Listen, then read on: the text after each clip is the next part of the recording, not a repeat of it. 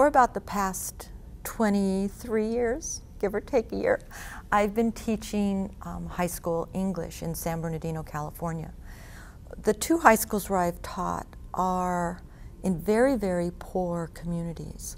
My freshmen, juniors, and seniors, when they've come to me, have seldom read a book, an entire novel on their own. Many of their reading levels, if they reach 6th grade reading level, it's a surprise.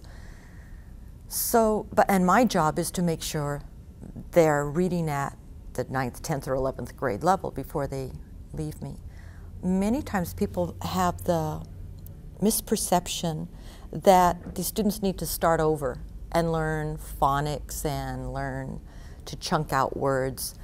But my students have those skills. What they don't have is fluency.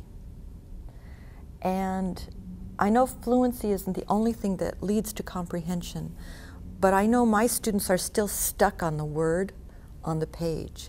And they're not able just to lose themselves in the word, in all those words strung together in order to form images in their mind that lead to comprehension, and forget about the reading part and just read. So they have to forget about the process of reading and just get into reading. And learning to read is like doing exercise, and I use this analogy all the time with my students, is your brain is just like a muscle. It's learning to read is like learning to shoot hoops, or learning to throw passes, or learning to skateboard. When you first start, you're not very good, and it's kind of painful and it's embarrassing. The same with reading. When you first start, if you don't practice, it stays painful and it stays embarrassing. So they have to exercise their reading muscle like they would exercise those muscles and their brain to shoot hoops. So just polling them, how do you get better at shooting free throws? Well, you shoot free throws, you know, until your mother makes you come in, you're out there shooting free throws in the driveway. The same thing with reading. You just have to read and read and read, things that you enjoy and things that you understand. So that's what I try to do is, well, I don't try to do it, I'm kind of brutal about it. They have to read. They have to read 10 pages a night, every night of the year, whether they're sick, they go to a funeral, there's no excuses. And it includes holidays or no days off, just like Michael Jordan took no days off when he wanted to make basketball team in high school. They have to be like him and just persist and not stop until they build that muscle up so it's not painful and it's not embarrassing anymore. We start off this every year with like a smorgasbord, a banquet of books. If I can't do it in the library, then I'll do it in my classroom. And I put my students at tables and with a chart they fill out where their job is to sample books. I'll give them 4 or 5 minutes a book, and they fill out the chart with the title of the author and what they thought of the book, if they would like to read it. And in the center of each table, I will grab a stack of books off the shelves in the library, or I will bring those books down to my classroom and just dump them on the tables. Nonfiction, fiction, I'm not even picky about what books I pick. Because one, I have a wonderful librarian who makes sure we have books that kids need and kids love. And so they are to sample books that look interesting from that stack. And when they've got 10 books, about 8 or 10 books from that stack, they have to switch to a different table. And we spend an hour and a half doing that. What happens is that they find books that interest them that they didn't know existed. And they have a list of books that they want to go back to, that they want to check out that very moment. And they can't, because I have to use those same books for 6 different classes. So it's such a great feeling for kids who walk in, for me as a teacher, to have kids who walk into the library going, oh God, we're going to spend an hour and a half reading. And they have plenty of profanity to use about what they're anticipating. They're reluctant to sit down. They try to avoid doing it, but I'm a tyrant, they have to do it. And when they leave, they're saying, please let me check this book out. And I'll tell them, no, I'm sorry, you can't. You're going to have to come back to the library on your own and it feels good to have those very same kids begging me to read a book. And once they've found a book that interests them, then they can read beyond their independent reading level oftentimes, but it's a book that they're not going to want to put down. And that's what I want for them. Students are always surprising me, and even though I think my expectations are high, and my expectations keep going up every year I've taught, students are always teaching me that my expectations aren't high enough. The last year I was in the classroom, before this year, I had a student who I really had trouble connecting with. He was rather defiant, Jesse, not very personable with too many kids, always on the defensive and just totally resistant to doing anything academically. I found out through his journals that he's a musician and is a really accomplished drummer. And in conferences with his mom, found out that's all he wanted to do, was go to the garage and practice with his band. And they were pretty good. So I kept thinking, well, what would I do with a kid like this? I'll try to connect him with like biography of Jimi Hendrix or Morrison or somebody, another musician, and he resisted that. And as part of this banquet of books and kids talking about books that they really enjoyed, I had a copy of Pat Munoz Ryan's, isn't she the one who wrote Esmeralda Rising and Esperanza Rising.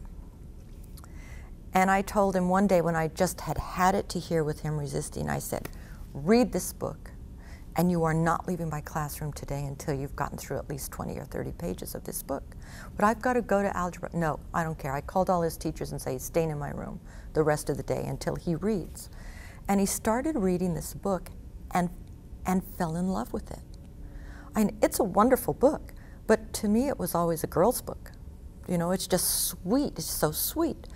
And this kid loved this book so much that when he finished it and then kept it so that he could read it again, I couldn't believe it. And on my wall in my office here, and I packed up this special picture, and on my phone I carry it around with me, I have a picture of this kid with Jesse, with the goofiest smile on his face, with the first book that he ever read, Esperanza Rising.